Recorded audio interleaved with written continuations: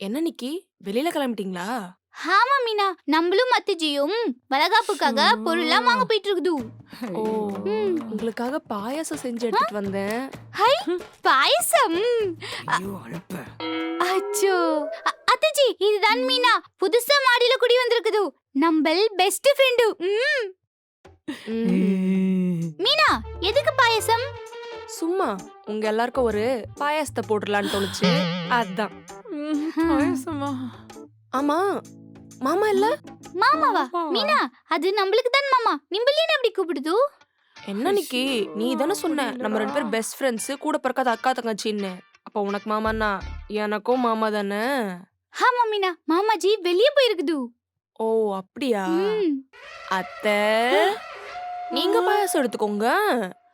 அத்தையா? அத்தைஜி, நம்மளுக்கு அத்தைனா மீனாக்கும் அத்தை தானே? ஓ, இவ வேற ஒண்ணும் தெரியாம இருக்காளே. எடுத்துக்கோங்க அத்தை. இல்லம்மா, எனக்கு சுகர் இருக்குன்னு டாக்டர் சொல்லியிருக்காங்க, அதனால வேணாம். என்ன அத்தை, உங்களுக்கு சுகர் இருக்குன்னு எனக்கு தெரியாதா? அதான் உங்களுக்கு மட்டும் ஐயோ, ஸ்பெஷலா நிஜமாலுமே sugar சுகர் ஃப்ரீ வந்துரும் போட்டு போல. எடுத்துட்டு வந்திருக்கேன்.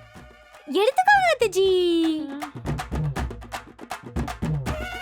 மீனா, நம்மள விட நம்ம அத்தைஜியை நீ நல்லா தெரிஞ்சு வச்சிருக்குது. நல்லாவே ஐயோ, தெரியும். முட்டாள். சரி நிக்கி, நான் வரேன்.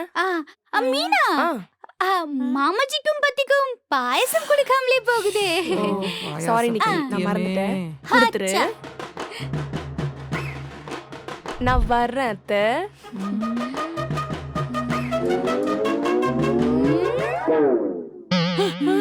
அத்தைஜி, நம்மளுக்கு எல்லாமே தெரியும்.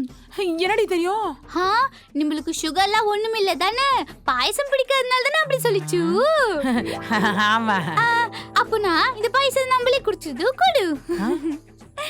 அட பகல் பைத்தியமே.